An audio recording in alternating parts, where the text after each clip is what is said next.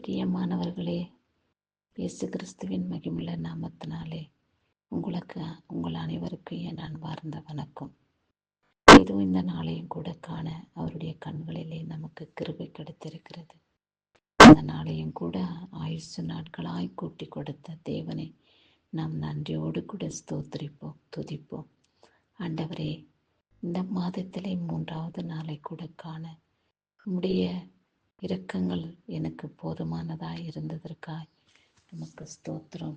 இந்த நாளுக்கேற்ற நிம்மதியும் சமாதானத்தையும் சந்தோஷத்தையும் நீர் எனக்கு கொடுத்து உம்முடைய மகிமையினாலே வல்லமையினாலே நிரப்பி உம்முடைய ராஜ்யத்துக்கு சித்தமுள்ள கருவியாய் மாற்றி மகிமைப்படுத்தி ரட்சிக்கும்படியாக உம்மை நோக்கி கெஞ்சி மன்றாடி கேட்கிறேனப்பா. உம்முடைய வார்த்தைகளிலே தவறும் பொழுது, விழுந்து போகும் பொழுது பரிசுத்த ஆவியானவர் தூக்கி எடுத்து என் பாவங்களை மன்னித்து உடைய நாமத்துக்கு மகிமையாக வாழ எனக்கு இரக்கம் காண்பீங்க ஆண்டவரே.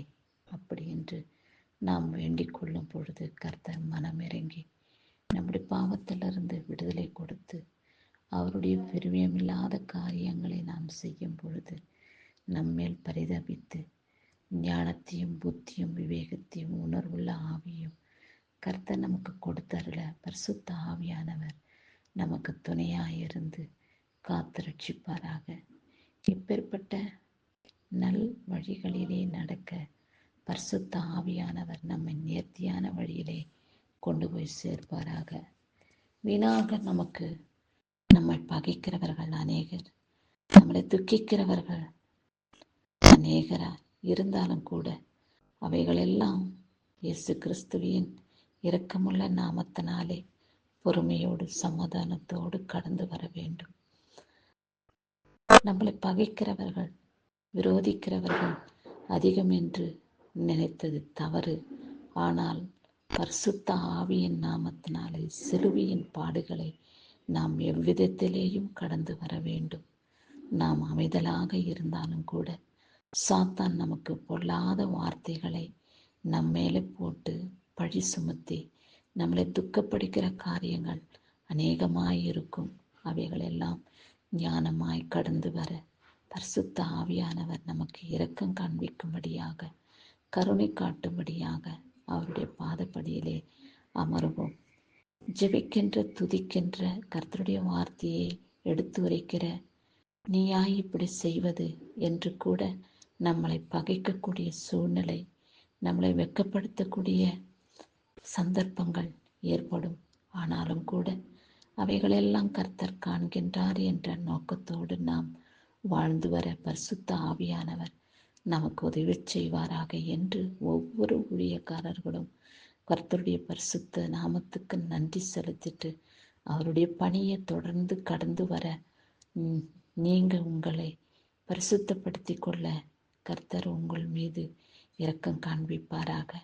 நாம் அனைவரும் மீதும் கர்த்தர் இரக்கமுள்ளவராகவே இருக்கிறார். அவருடைய கிருபைக்கு, அவருடைய வல்லமைக்கு அளவே இல்லை. அவைகளெல்லாம் நாம் கடந்து வர அவருடைய கிருபை இந்நாளிலே நமக்கு போதுமானதாய் இருக்க வேண்டும்.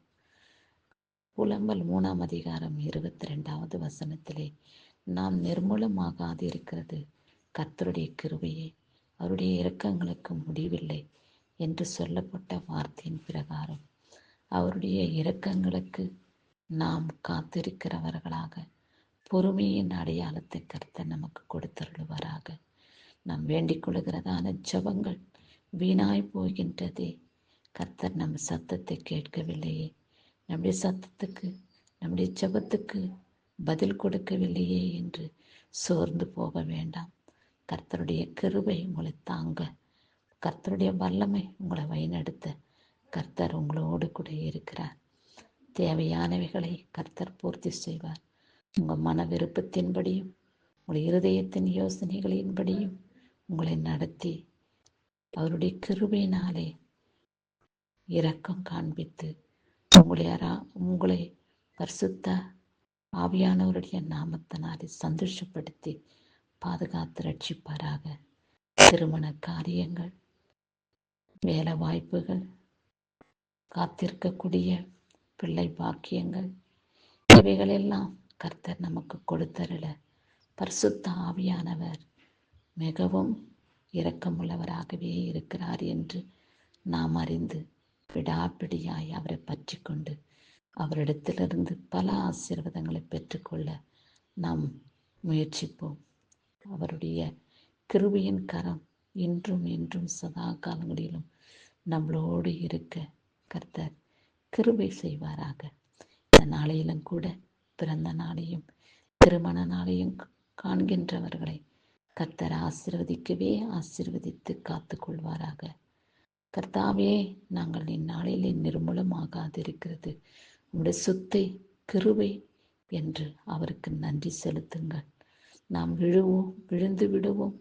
வியாதியிலிருந்து நாம் எழுந்திருக்க முடியாது. கடன் பிரச்சனையிலிருந்து விடுதலை பெற முடியாது. இப்பேற்பட்ட குடும்ப சிக்கல்கள் சூழ்நிலைகள் நமக்கு வேதனையாக காணப்பட்டாலும் கூட பரிசுத்த ஆவியானவர் மனமிறங்கி எல்லாவற்றிலேயும் விடுதலை கொடுத்து காத்து உங்களை ரட்சித்து வழிநடத்துவாராக. அநேக பிறந்த நாட்களை காணத்தக்க பாக்கியத்தை கர்த்தர் உங்களுக்கு கொடுத்து உங்களை சந்தோஷப்படுத்தி வாழ்நாள் முழுவதும் அவருடைய நாமம் மகிமைப்பட வாழ்ந்திட கர்த்தர் இரக்கம் காண்பித்தருளும்படியா அவர் அருகாமையிலே அமர்ந்து நல்ல பங்கை பெற்றுக்கொள்வோம். கிறிஸ்துவுக்கு சதா காலங்களிலும் மகிமை உண்டாகட்டும். ஆமேன்.